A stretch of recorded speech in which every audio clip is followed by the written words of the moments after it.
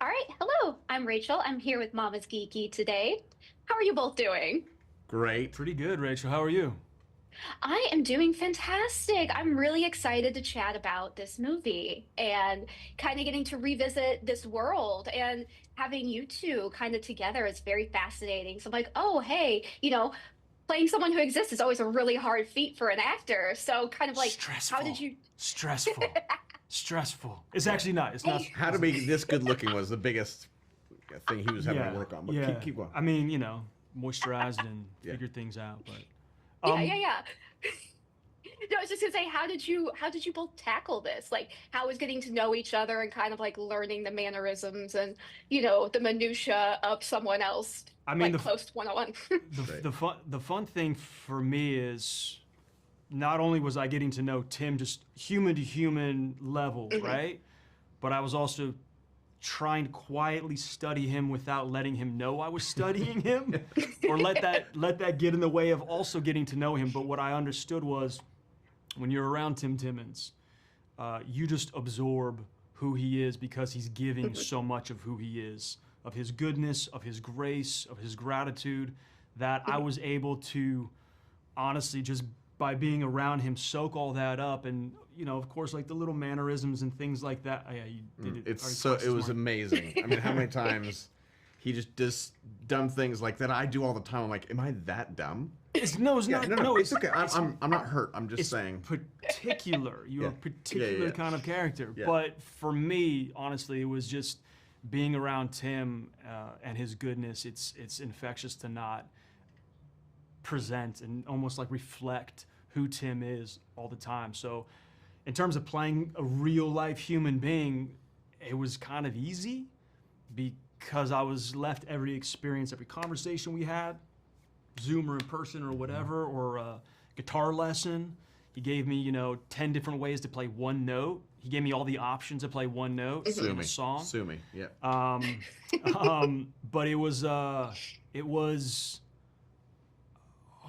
hard not to just like fall in line and fall in step with what he was giving, all the time. It was the easiest thing in the world to play a real human being, Tim Timmons, because of who he is. Yeah. How was it for you to play me?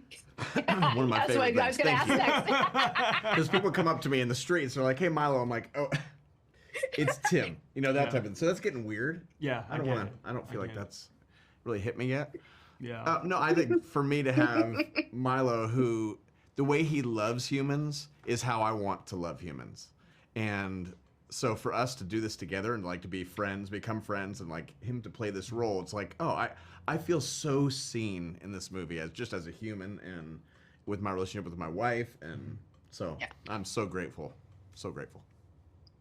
Yeah, I feel like you both probably picked up a little bit from each other that you'll take away from this. Oh, yeah. Ticks, yeah, ticks. You'll find, yeah, the little ticks, like you'll Yeah. find yourself. That's a fascinating thing too to think about is like to have someone like training to play you and then seeing your own Yes. things like Well, reflected back. I Where can't where imagine it how got strange that where it is. got weird was when I actually showed Tim my file Yeah. on him like one day early in the Yeah. filming. I'm like, hey man, like you want to see what I was watching of yours? And I'd go back to videos of him singing with his kids Yeah. and all these things, and he's just smiling and crying. I'm like, oh, okay, I guess Yes. it was okay to share. Yes, so beautiful. Yeah. Little creepy, so A beautiful. little creepy. Yeah. Just a smidge creepy, Yeah. but it was great. Like like Milo, your performance in this was fantastic. Like Thank getting you. to learn about Tim and learning about this, and just seeing like like you both said, there's so much goodness in Yeah. you, Tim, and Milo really reflected that in the film, and it's something I'm really excited for people to kind of be able to see, and especially people that were fans of the first film coming into the second one and having this new character and seeing how he interacts and how he fits in with their life and their struggles and everything that they've already gone through. Sure. Yeah. Well, No. thank you. Yeah. Oh, sorry, go ahead. Oh no, I was gonna say I just kind of went yeah, but then I was like, wait, did I miss a question in there? So yeah, just yeah. No, that was my wrap up. So thank you Awesome. both so Thank you. much. I really appreciate being able to chat with you. I'm excited for people to see this film. Congrats on it, and I hope you both have a lovely day. Thanks, Cool. you too, Thank you. Rachel. Thank Very excited to chat about this. How are you both doing today? Good, Good, thanks. thank We're you. catching up. We're having a good time. Yeah. I love that. I love seeing the chemistry, seeing the get along with everybody. So that's great. So like with films like this, when you get like especially these sort of like musical ones where you're dealing with the stress of like a life on the road, the unsung heroes are often the significant others who are like a bedrock that Thank you. I feel like Take it's that. not yeah, it's not as important. I feel like it's something that is not portrayed enough, but we get it with this film. So what was it like getting to step into those roles for both of you? Well, I think for us, there was a lot of times we were like, well, thank God you're here. It's like, let's hear it for the women. Come on. Like Easter Absolutely. come on Yeah, out. let's go. Yeah. But yeah, I think it's that thing of we were talking about it earlier, like what does the classic like feminine energy bring to the table, and how do you navigate like all these emotions, like holding the family together, supporting your partner on the road, acknowledging your own loneliness or your own struggles, or what do you share with them, what do you hold back, and I think that those themes, even though we're talking specifically about being on the road, are actually pretty universal to a partnership, whatever career you're in. If your partner's going through something and you want to be respectful of them, it's that constant push-pull of like, what's the journey internally and what's the journey shared with this person. And so I think that we've talked a lot. It's like, well, yeah, these ladies held it down. Yeah, And they're, yeah. by the way, they're real people. And so it doesn't get more inspiring than that, especially with the amount, like, Shannon has such a big family. Yeah. Well, we have a Hillary does beautiful- too, but yeah, yours is growing. Yeah. Well, we have a lovely scene where I think it's a bit shorter now, but where we talk about it, and you kind of say, "Does Yeah. it get any easier?" And I'm like, "No, more manageable, but not Yeah. easier." And I think the interesting thing, especially with Shannon, I think, because not to speak for Hillary and for you, but for Shannon, Bart, when he's on the road, is physically not present, but when he was in the house, he was mentally so not present. So honestly, and I spoke Right. to Shannon about this, and at the time, she was kind of like, you know what, I've already got 4 kids. Like, if you're not going to be here, don't be here. Like, and not in a bad way, but it's kind of, it really shows that, these women, how strong they are is no small feat. Like, it wasn't easy. And there were times where it felt so much that it was kind of like, do you know what, go on tour, go figure out your stuff, and please come back to me. I'll make sure everything's here and we're all happy for when you're gone. But, you're ignoring your kids, so go do your thing, and we'll figure it out and try and hold the fort for when you get back, whilst looking after your own emotions. I mean, Shannon's going through grief too. So, they're just super inspiring women. And Yeah, funny. and- oh, sorry, go funny. And funny. Hillary's so funny. And they're funny. and they're such jokesters. And like, listen, Tim is really funny, so to be able to keep up with him, you gotta like hold your own. And I really appreciate that about her too. Did you both get to spend a lot of time with your real life counterparts to kind of get all of that Oh, emotion yeah. and Yeah. all of those mannerisms together? Yeah, I've yeah. sort of self-signed my adoption papers from the Millard Yeah. family. I'm like super Yeah. close. Sophie and I text all the time. Shannon and I close. Bart, they were all just in London, and Bart was like, "What should we do?" So I was like, "I'm sending you an absolute list." Yeah, we're super close, and I'm really grateful for that. And it's we still talk a lot, and it's been maybe, when do we wrap? 7 months ago.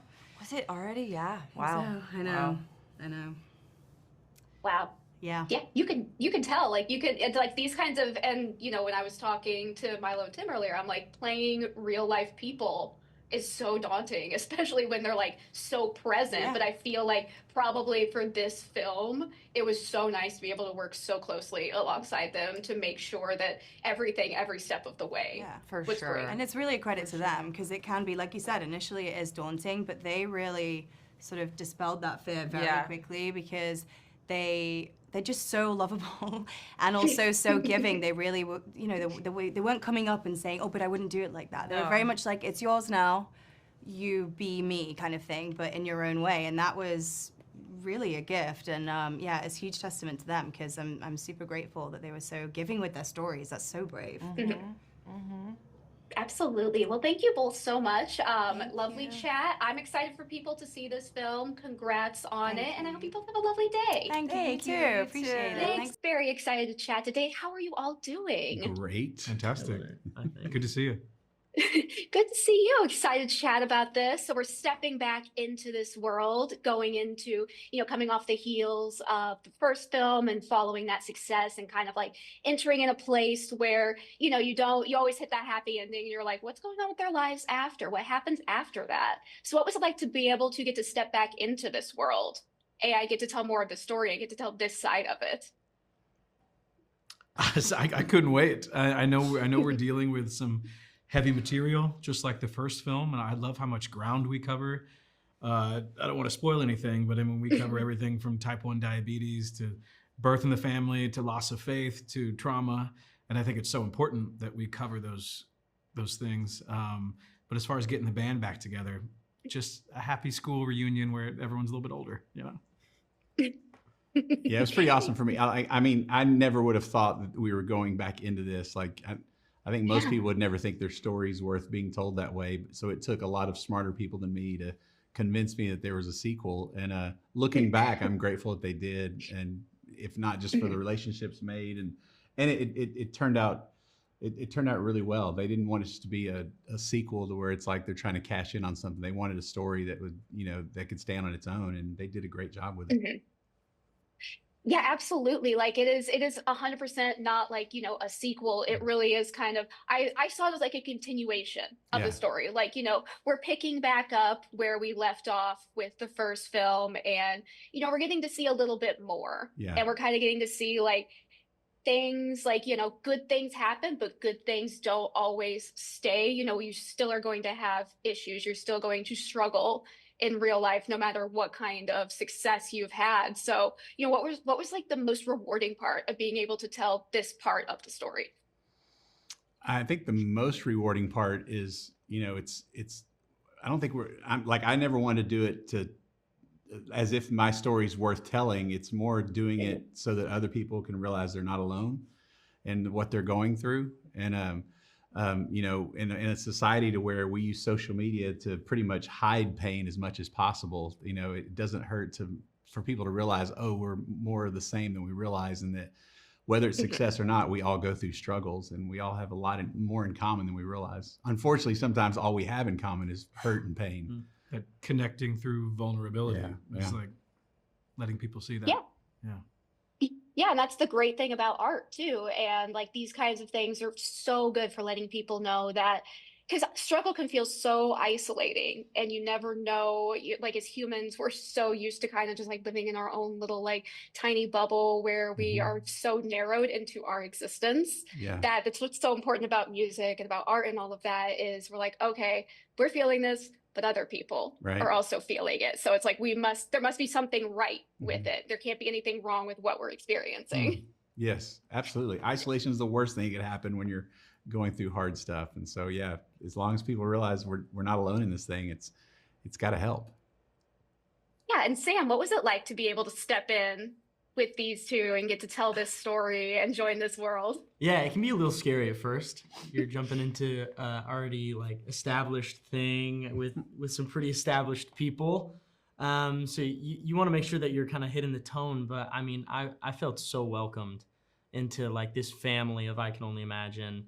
And I mean, it's like you make so many memories with these people that like you kind of had in your mind of like famous or like, I don't even know. It's like, it's a dream to be able to sit next to these two guys and talk about a movie that I'm doing with them.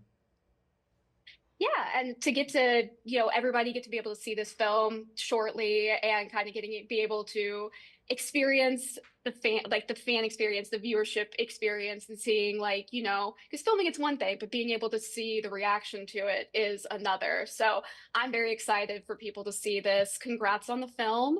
Thank you all so much for chatting with me today. I hope you have a lovely day. Thank you. as well. You You too. Thanks. Bye. Geeky. Very excited to talk to you today. How are you both doing? Good. How are you? Good to see you, Rachel. Fantastic. So how was it to step back into this world and get to tell more of this story for both of you? You go. It was, I stepped into it with a lot of fear and trepidation, because I loved the first movie so much, and we had such a magical moment that to go back to it, we want to go back to it for a reason. And we found a way in to tell the rest of the story that completes. It's the sequel that people don't know that didn't know they needed, and so it completes the story. So to step back on that stage and to be able to bring back all the original players, it was pretty surreal. It felt like no time had passed for me, at least. Yeah, and that the father-son story, Arthur and Bart, and then it's continuing on with Bart and his son. It becomes a chain then where you have three links.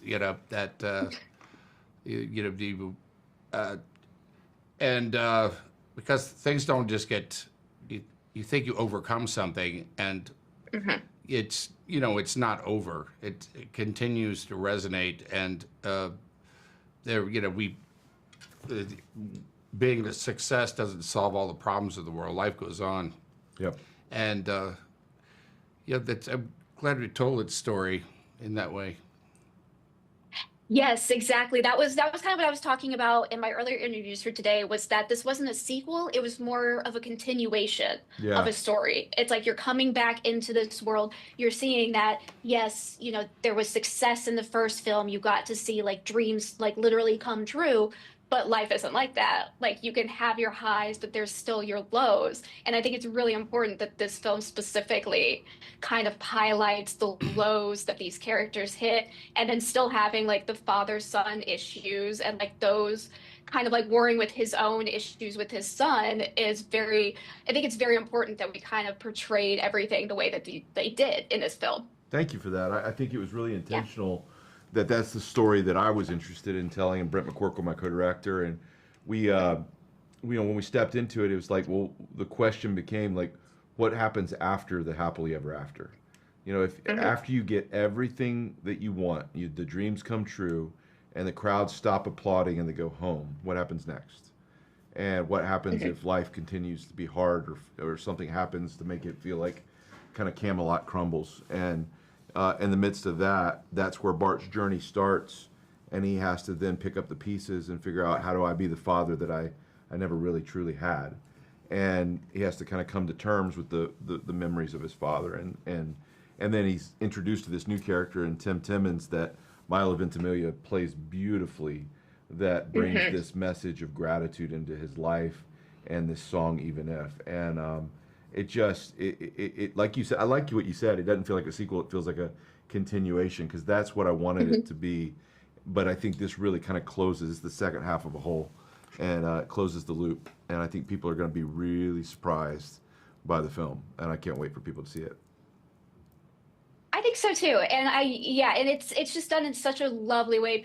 Fans of the first film are going to love. It's like you're just stepping back into the world. It feels like, no time has passed. You're like, we're picking up, we're seeing what's happening after this happily ever after. What was some of the most rewarding things that you both experienced when filming this sequel? The cool moment was stepping back on a set with this guy. It'd been 8 years. And next thing you know, it was 8 years. 8 years. That's crazy. Yeah, and it was the very last day of shooting, and we just kind of created something there. Kind of really, I didn't really prepare for it, because what was there to prepare for? We'd done the movie, and just kind of created something. It's really a creation of Bart's memory of his father, and it turned out to be special. Yeah, I got chills. We stepped on set, and I looked across the fire outside where we were filming the scene, and I saw Dennis across the fire with John Michael playing Bart, and just was flooded with so much just emotion of to be able to say goodbye to these characters that we love, and yeah, it was a moment. No great epiphany or anything like that. It was just about being together, which I think is what our memories are. Yeah. Our memories Exactly. are really our love. Yeah. That's beautiful. I love that. Yeah, that's exactly it. Like your memories are it doesn't have to be some big climactic thing. Right. Like memories are everything that you have, Right. mundane to the fantastical. So Yeah. I do love, that this film kind of gives you that. It ends like that. I really am excited for fans of the first one, especially, to get to see this and get to Thanks. experience more. So congrats again on the film, both of you. And I can't wait for people to see it. And thank you for chatting with me today. Appreciate Thank you, friend. Rachel. Thanks, Rachel.